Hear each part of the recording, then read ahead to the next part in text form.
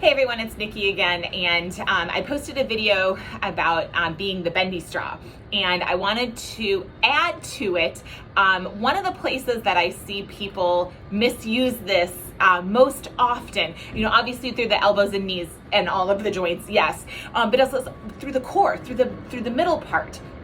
And so I just wanted to sort of follow up on that and add to it specifically with this core space.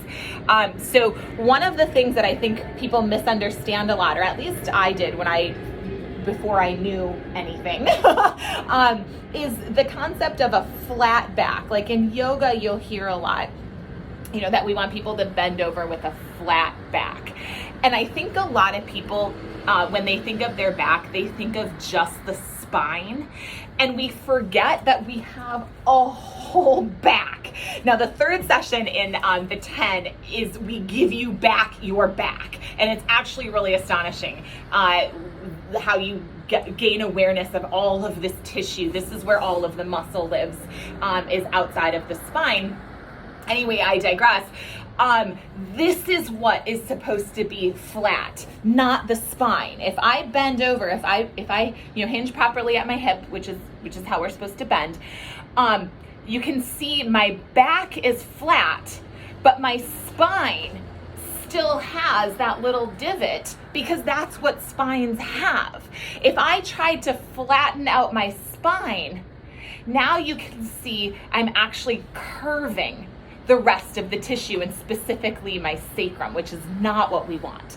And so if I come here and now put that bendy straw and nylon or nylon covered bendy straw into practice in the core cylinder, in the oil drum that I call the core of the torso, and I want to bend at my belly, and so I do these, I call them the fold points, the crease points, which is what people who are so inclined have the six-pack thing, right? Those are the crease points of the bendy straw, and that allows all of this back tissue to get longer. And then this is where we have to be super careful, and that nylon concept comes into play. We need to let the tissue around and in front of or behind the spine and the ribs re-knit itself as this uncrumples.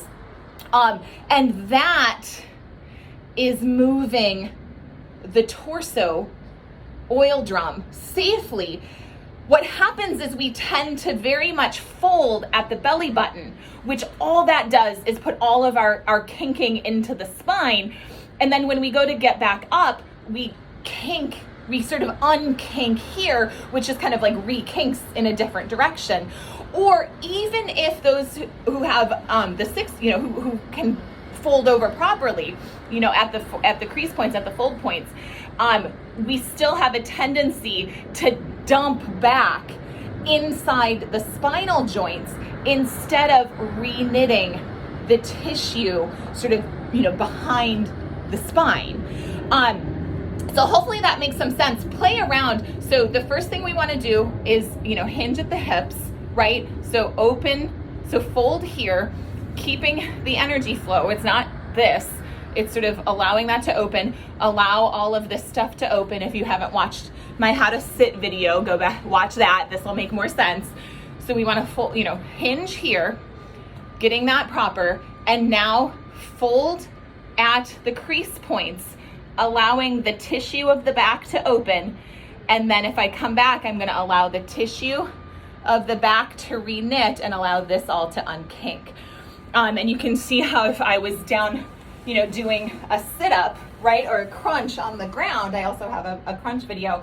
We want to neutralize the pelvis by pushing energy into the feet, allowing that pelvis to neutralize rather than here. We sort of just rock that into place. And then think about going through our body, being the kink, the bendy straw, coming up, and then sort of refolding, re-knitting back, or sorry, re-knitting, not refolding, re-knitting back down, as opposed to folding up and then folding back down. And again, it's hard to see in the video, but when you go to try to move this way, it hopefully will make some sense while you're moving. So think about making sure that you realize the torso is another bendy straw. So hopefully that makes sense. Take care.